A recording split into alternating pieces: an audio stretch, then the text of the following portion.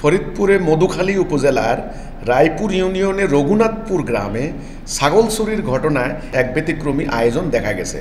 চুরি যাওয়া ছাগল ফেরত না পেয়ে সাধারণত চোরকে গালমন্দ করা হয়, কিন্তু এসব না করে চোরের হেদায়েতের জন্য শুক্রবার স্থানীয় মসজিদে মিলাদ এবং দোয়ার মাহফিলের আয়োজন করেছেন গ্রামের যুবক।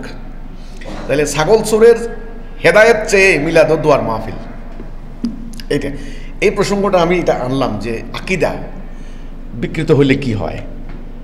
ছাগল চুরি, আজকে দেখলাম যে প্রাইভেট কারের ভিতরে করে গরু চুরি করে নিয়ে আসতেছে। তাহলে গরুরও এখন দেখা যায় মান সম্মান বাড়ছে, সে এখন প্রাইভেট কারে করে চুরি, আগে তো এমনি ধরে নিয়ে যেত দড়ি দিয়ে বাইন্দা। তো কথা হচ্ছে কি, আমাদের এখন কনসেপ্টটা হলো কি, দেখেন কোরআনের আকিদা, ইসলামের আকিদা পরিবর্তন হওয়ার ফলটা কি হয়েছে দেখেন। আল্লাহ রাব্বুল আলামিন রসুলের উপরে দিন পাঠালেন, রসুল যুদ্ধ করে খেয়ে না খেয়ে দিনটাকে প্রতিষ্ঠা করলেন। ওকে, প্রতিষ্ঠা করার উদ্দেশ্যই হচ্ছে সমাজে শান্তি আনা, চুরি ডাকাতি ব্যভিচার বন্ধ হওয়া।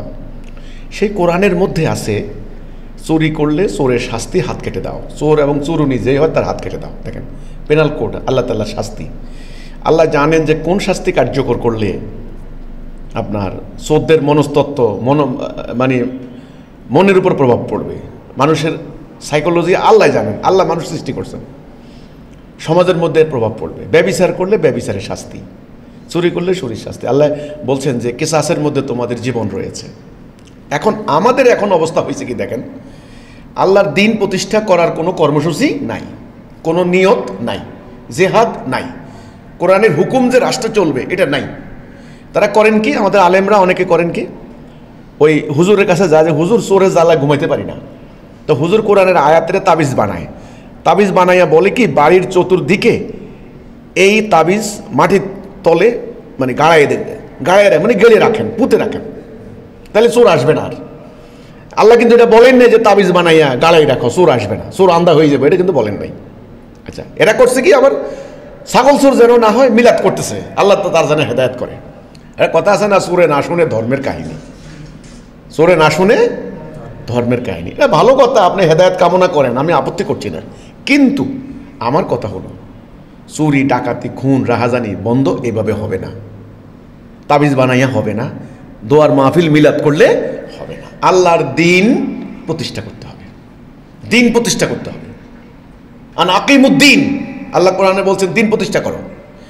এই দিন প্রতিষ্ঠা করতে হবে যুদ্ধ কইরা, জিহাদ কইরা, একদল মোমেন একত্রিত হইয়া জান মাল দিয়া দিন প্রতিষ্ঠা করেন, আল্লাহর দেওয়া হুকুমত কায়েম করেন, জাতিকে একটা করেন, ঐক্যবদ্ধ করেন।